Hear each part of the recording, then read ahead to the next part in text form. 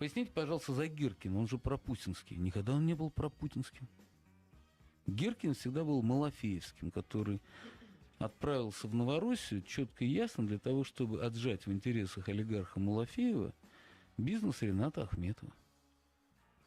После того, как он был... То есть он был абсолютным героем массовым сознанием во время обороны Славянска.